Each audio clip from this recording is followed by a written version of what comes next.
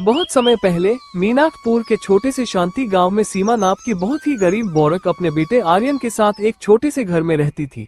सीमा दूसरों के घरों में खाना बनाने का काम किया करती थी, जिससे घर का गुजारा होता था।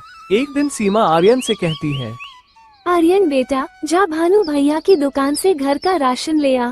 अगर वो पैसे मांगे तो कहना कि पैसे अगले महीने दे देंगे। आर्यन माँ से आज्ञा लेकर बाजार की ओर चलने लगता है।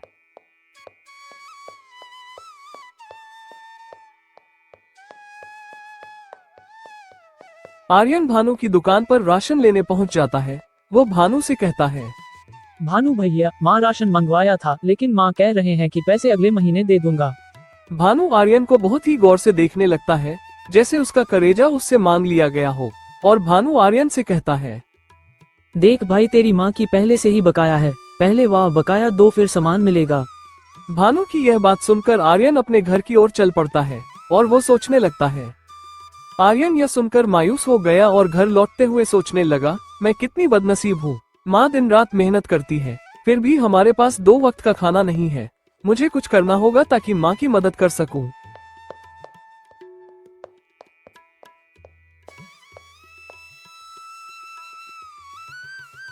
तभी उसकी नजर ऋषि पर पड़ी।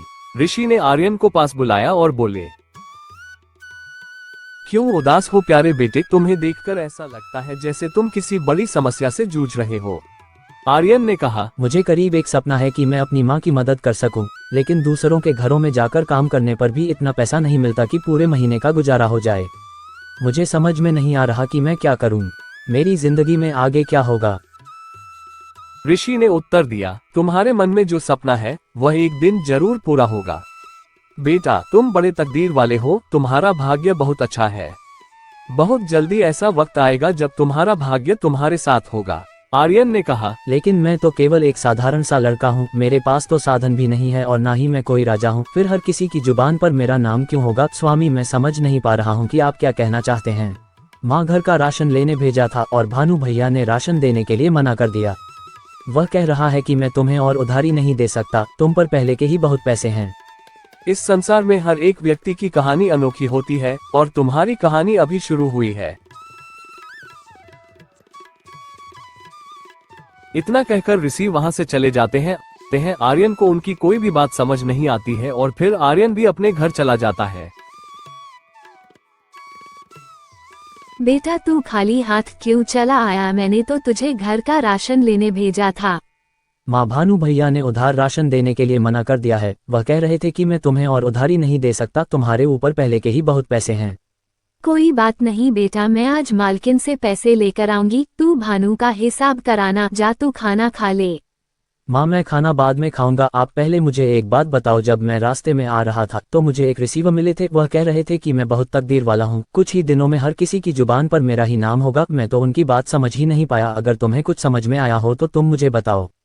क्या सच में उन्होंने ऐसा कहा? हाँ माँ, उन्होंने ऐसा ही कहा।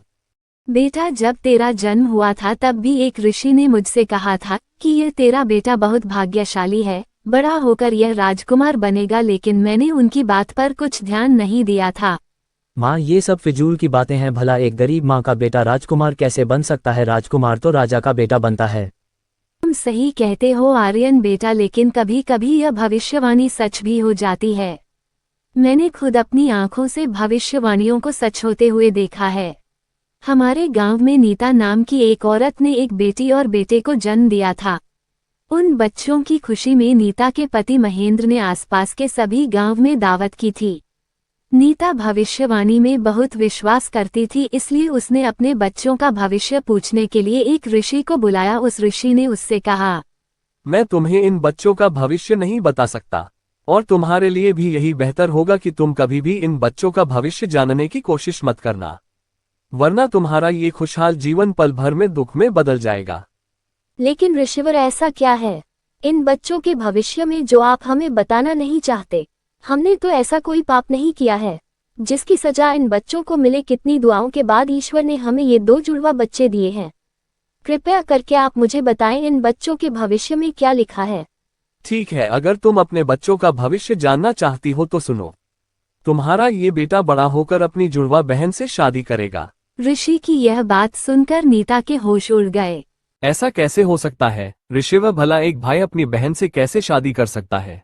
मैं ये भविष्यवाणी नहीं मानता, तुम झूठ बोल रहे हो। मैं आपकी बातों पर विश्वास नहीं कर सकता।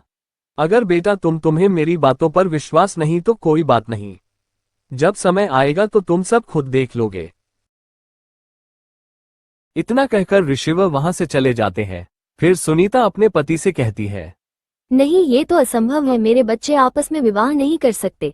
चाहे कुछ भी हो जाए, मैं ऐसा नहीं होने दूंगी। मुझे अपनी बेटी को मरवा देना चाहिए, तभी भी ये भविष्यवाणी गलत साबित होगी। तुम ये क्या बेहुदा बात कर रही हो? उस आदमी की बातों में आकर तुम इस मासूम की जान लेना चाहती हो। कितने वर्षों बाद ईश्वर ने हमें औलाद का सुख दिया और तुम कह रही हो कि हम इस मासूम बच्ची को मरवा दें। मैं ऐसा नहीं करना चाहती, लेकिन हमें इन भविष्यवाणियों को हल्के में नहीं लेना चाहिए, क्योंकि यह भविष्यवाणियां मेरे जीवन में एक महत्वपूर्ण भूमिका निभाती आई हैं।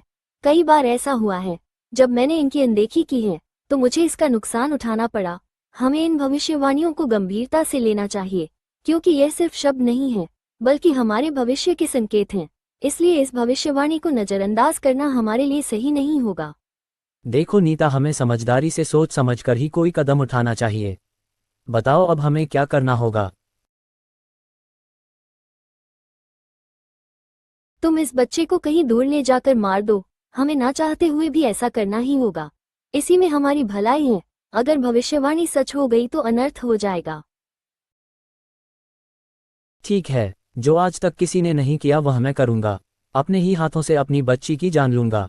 तुम इस बच्ची को किसी कपड़े में लपेट दो जिससे मुझ पर किसी को शक ना हो।